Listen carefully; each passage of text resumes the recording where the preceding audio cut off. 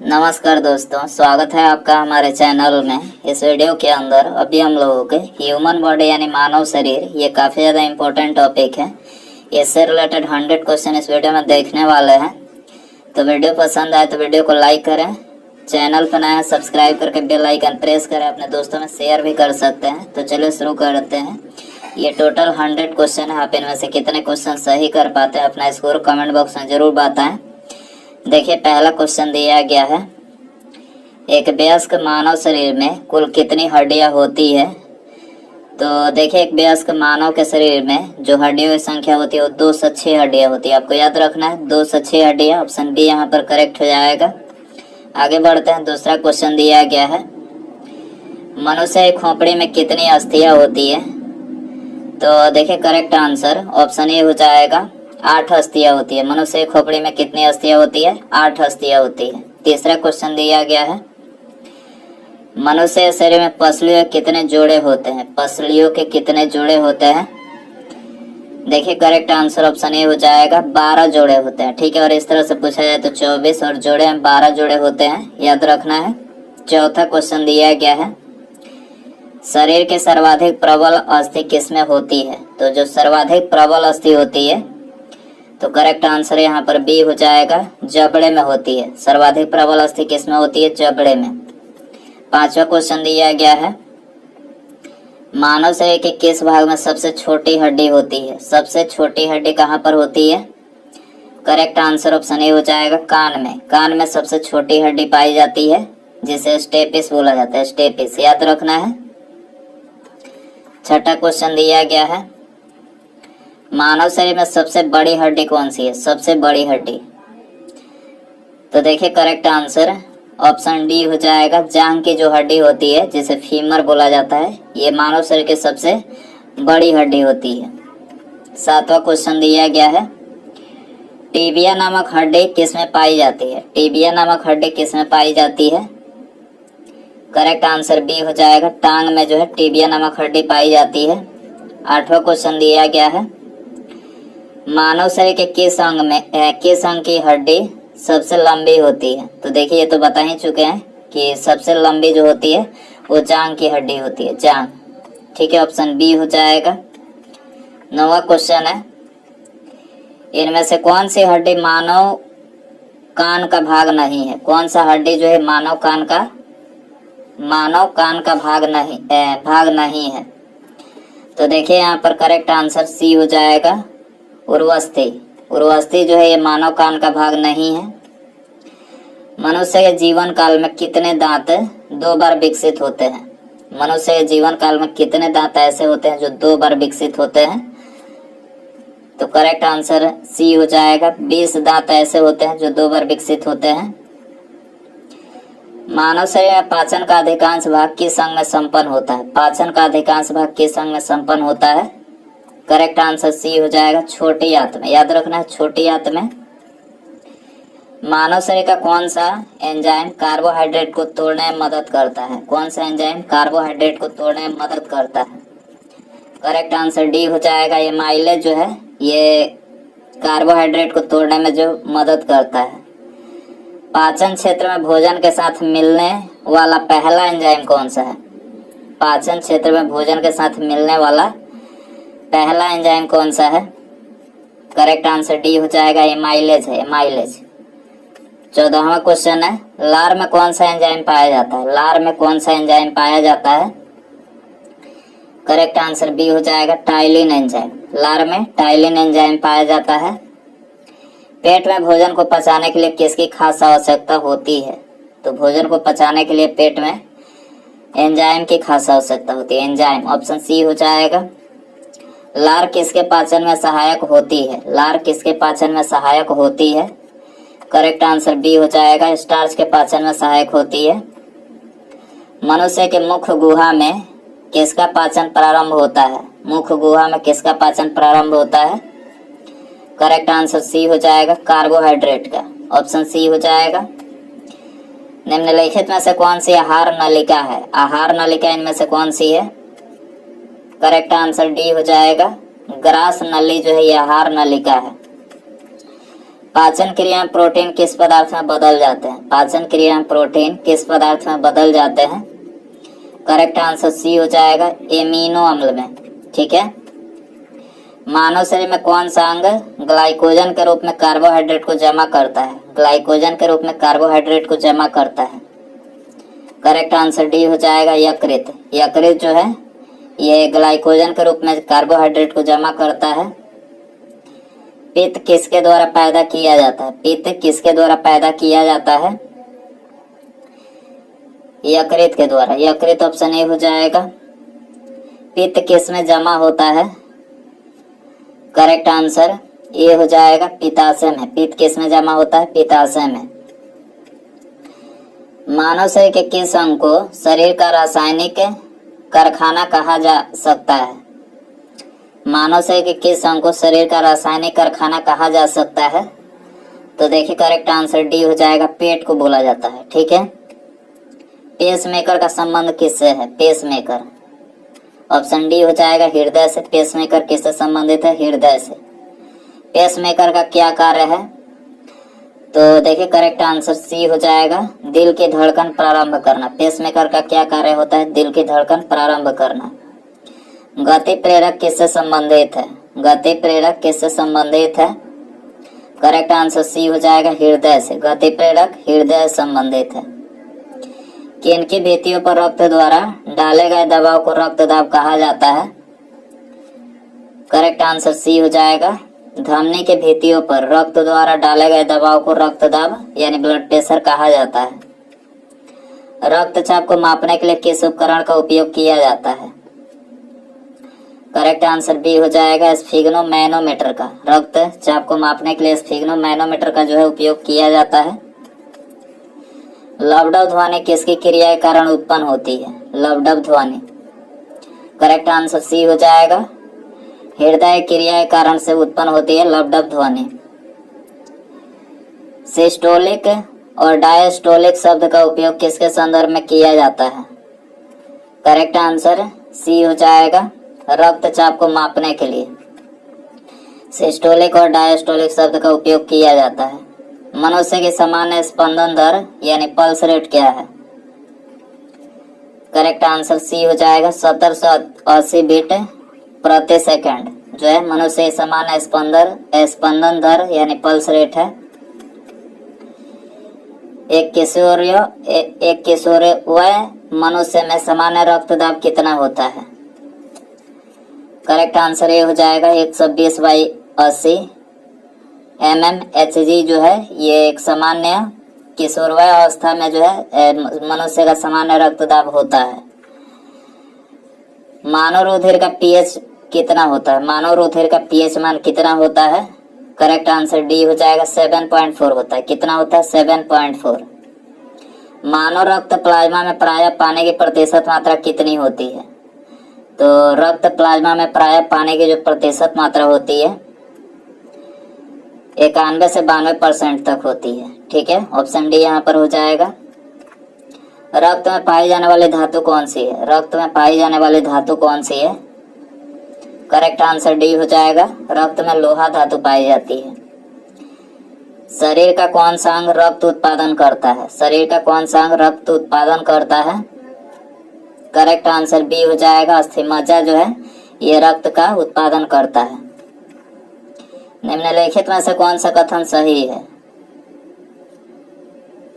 तो देखिए correct answer C हो जाएगा, शरीर में सारा रक्त किडनी के माध्यम से शुद्ध होता है। तो यहाँ पर ये ऑप्शन सी वाला जो कथन है ये करेक्ट है।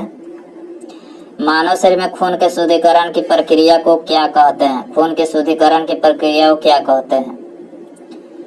करेक्ट आंसर ये हो जाएगा, डायलिसिस। खून के शुद्धिकरण प्रक्रिया को डायलिसिस कहा जाता है। रक्त में लाल रंग किसके कारण होता है? लाल रंग किसके कारण होता है? हीमोग्लोबिन के कारण से। हीमोग्लोबिन बी हो जाएगा।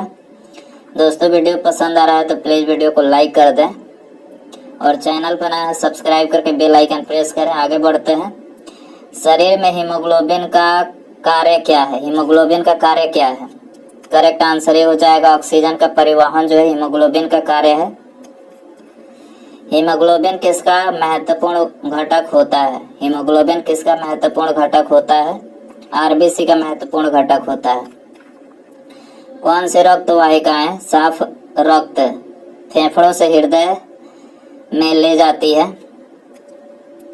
तो करेक्ट आंसर हो जाएगा ऑप्शन डी, फुसफुस जो सीरा होता है ये साफ रक्त फेफड़े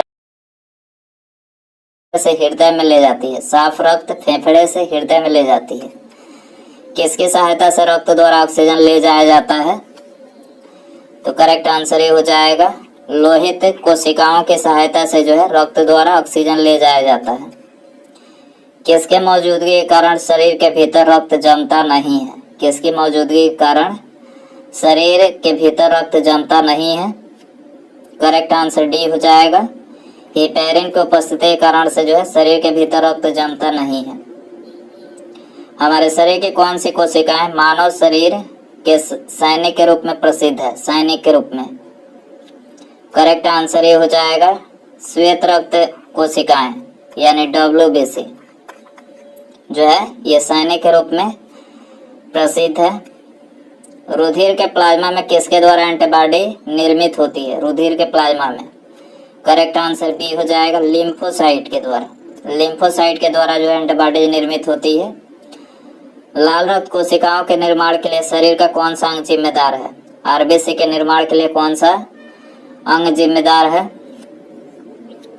करेक्ट आंसर डी हो जाएगा, अस्थिमज्जा आरबीसी के निर्माण के लिए जिम्मेदार है। आरबीसी का कब्रिस्तान किसको कहा जाता है? किसको कहा जाता है? करेक्ट आंसर सी हो जाएगा, पलीहा को आरबीसी का कब्रिस्तान कहा जाता है। मनुष्य के लाल रक्त कोशिकाओं का जीवन काल कितना होता है? करेक्ट आंसर ये हो जाएगा, 120 दिन का जीवन काल होता है आरबीसी का। मानव शरीर में लाल रक्त कण का निर्माण कहाँ होता है? करेक्ट आंसर डी हो जाएगा, अस्थिमज्जा में आरबीसी का निर्माण होता है। आरबीसी लाल रुधिर कणिकाओं का उत्पादन किसके द्वारा होता है? आरबीसी का उत्पादन किसके द्वारा होता है? करेक्ट आंसर सी हो जाएगा, अस्थिमज्जा के द्वारा जो है आरबीसी का उत्पादन होता है। उच्च 49 पर मानव शरीर में आरबीसी में क्या होगा? उच्च 49 पर मानव शरीर में आरबीसी में क्या होगा? करेक्ट आंसर सी हो जाएगा, उसका संख्या बढ़ेगी। सफेद रक्त कण यानी WBC का मुख्य कार्य क्या है? WBC का मुख्य कार्य क्या है? करेक्ट आंसर सी हो जाएगा, रोग प्रतिरोधक क्षमता धारण करना। रोग प्रतिरोधक क्षमता धारण करना। जब कोई बाहरी पदार्थ मानव रुधिर प्रणाली में प्रविष्ट होता है तो प्रतिक्रिया कौन प्रारंभ करता है? करेक्ट आंसर बी हो जाएगा, WBC जो है प्रतिक्रिया प्रारंभ करता है। एंटीजन यानी प्रतिजन एक ऐसा पदार्थ है जो, करेक्ट आंसर सी हो जाएगा, प्रतिरक्षी के निर्माण को बढ़ावा देता है। कौन सा ब्लड ग्रुप सर्वव्यापक ग्राह्यता रखता है? करेक्ट आंसर सी हो जाएगा, AB रक्त समूह। AB option C. AB रक्त वर्ग वाले व्यक्ति को सार्वत्रिक अदाता क्यों कहा जाता है? तो देखिए करेक्ट आंसर ये हो जाएगा, उसके रक्त में प्रतिपिंड का अभाव होता है। सार्वत्रिक अदाता कहा जाता है इसको। किस रक्त समूह को सार्वभौमिक दाता के रूप में जाना जाता है? सार्वभौमिक दाता के रूप में किसको जाना जाता है? करेक्ट आंसर डी हो जाएगा, वो रक्त समूह को यूनिवर्सल डोनर यानी सार्वभौमिक दाता इसको बोला जाता है। रक्त समूह वो वाला व्यक्ति किस रक्त समूह के व्यक्तियों से रक्त ले सकता है? तो देखिए करेक्ट आंसर डी हो जाएगा, केवल वो रक्त समूह वाले व्यक्ति से ही रक्त ले सकता है। ठीक है, इनमें से कौन सा मस्तिष्क का भाग नहीं है?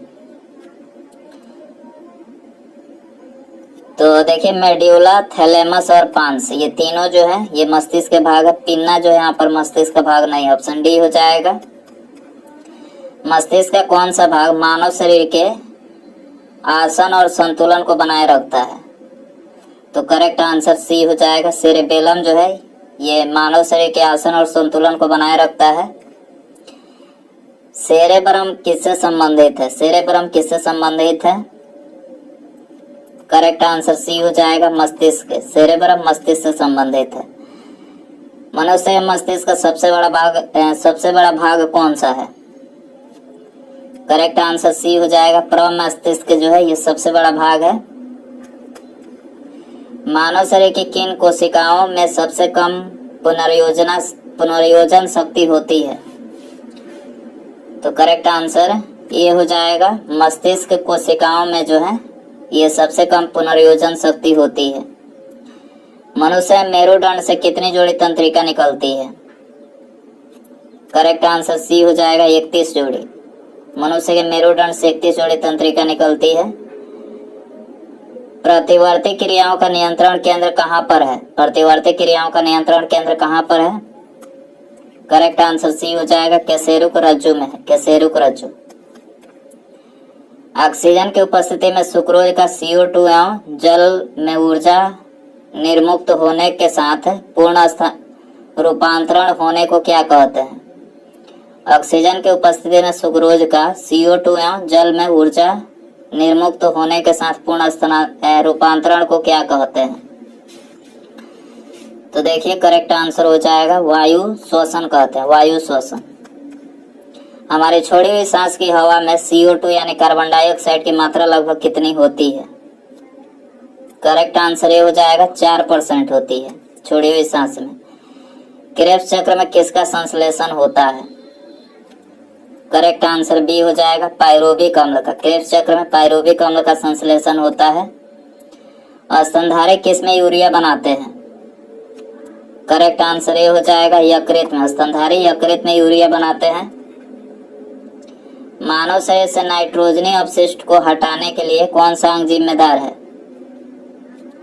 करेक्ट आंसर बी हो जाएगा, गुर्दा जिम्मेदार है। नाइट्रोजनी अपशिष्ट को हटाने के लिए गुर्दा जिम्मेदार है। मूत्र का पीला रंग किसकी मौजूदगी के कारण होता है? करेक्ट आंसर डी हो जाएगा, यूरोक्रोम की उपस्थिति के कारण से जो है ये मूत्र का पीला रंग होता है। गुर्दे का कार्यात्मक यूनिट क्या है? गुर्दे का कार्यात्मक यूनिट क्या है? करेक्ट आंसर सी हो जाएगा, नेफ्रॉन कार्यात्मक यूनिट है। अपोहन का प्रयोग किस क्रिया को पूरा करने के लिए होता है? करेक्ट आंसर डी हो जाएगा, वृक्क की क्रिया को पूरा करने के लिए जो अपोहन यानी डायलिसिस का जो है प्रयोग होता है। स्वेदन किसके लिए महत्वपूर्ण है? स्वेदन किसके लिए महत्वपूर्ण है?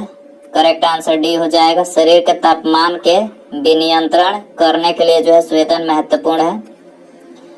समांतर निषेचन किस में होता है? समांतर निषेचन किस में होता है? डिंबवाहिनी नली में होता है। समांतर निषेचन डिंबवाहिनी नली में होता है। गर्भाशय में शिशु के विकास की जानकारी हेतु किसका प्रयोग किया जाता है? तो गर्भाशय में शिशु के विकास की जानकारी हेतु ऑप्शन सी हो जाएगा, अल्ट्रासाउंड का जो है प्रयोग किया जाता है। भ्रूण के विकास के लिए किस अंग के द्वारा खाद्य की पूर्ति की जाती है? भ्रूण के विकास के लिए किस अंग के द्वारा खाद्य की पूर्ति की जाती है? बी हो जाएगा, बीजांडसन के द्वारा की जाती है। कौन सी स्थिति टेस्ट ट्यूब बेबी की परिघटना को सही रूप से निरूपित करती है? टेस्ट ट्यूब बेबी की परिघटना को सही रूप से निरूपित करती है। करेक्ट आंसर सी हो जाएगा, जब निषेचन बाह्य होता है और विकास आंतरिक होता है। बच्चे का लिंग निर्धारण किस में होता है? बच्चे का लिंग निर्धारण किस में होता है? ऑप्शन डी हो जाएगा, गुणसूत्र से होता है। गुणसूत्र। स्त्रियों की नसबंदी को क्या कहा जाता है? करेक्ट आंसर बी हो जाएगा, ट्यूबेक्टोमी जो स्त्रियों की नसबंदी को कहा जाता है। एमनियोसेंटोसिस तरीका किसको बताता है? एमनियोसेंटोसिस तरीका किसको बताता है? करेक्ट आंसर ये हो जाएगा, भ्रूण के लिंग को बताता है। निम्नलिखित में से कौन सा एक ग्रंथि नहीं है? कौन सा एक ग्रंथि नहीं है? करेक्ट आंसर बी हो जाएगा, जठर जो एक ग्रंथि नहीं है। मानव शरीर की किस ग्रंथि को मास्टर ग्रंथि कहा जाता है? करेक्ट आंसर सी हो जाएगा, पीयूष ग्रंथि को जो है ये मास्टर ग्रंथि कहा जाता है। मनुष्य शरीर के सबसे छोटी ग्रंथि कौन सी है? करेक्ट आंसर सी हो जाएगा, पिट्यूटरी ग्रंथि जो ये मनुष्य शरीर के सबसे छोटी ग्रंथि है। कौन सी ग्रंथि अन्य अंतःस्रावी ग्रंथियों के कार्य को नियंत्रित करती है? करेक्ट आंसर डी हो जाएगा, पिट्यूटरी ग्रंथि जो है अन्य अंतःस्रावी ग्रंथियों के कार्य को नियंत्रित करती है। थायराइड ग्रंथि से थायरॉक्सिन स्रावित करने के लिए उत्तेजित करने वाला अंतःस्रावी हार्मोन कौन सा है? करेक्ट आंसर ये हो जाएगा TSH है, TSH हार्मोन।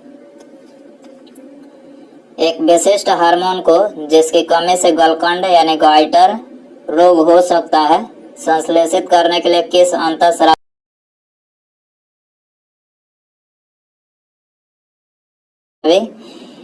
एंडोक्राइन ग्रंथि को आयोडीन की आवश्यकता होती है? तो करेक्ट आंसर ऑप्शन डी हो जाएगा, थायराइड ग्रंथि को होती है।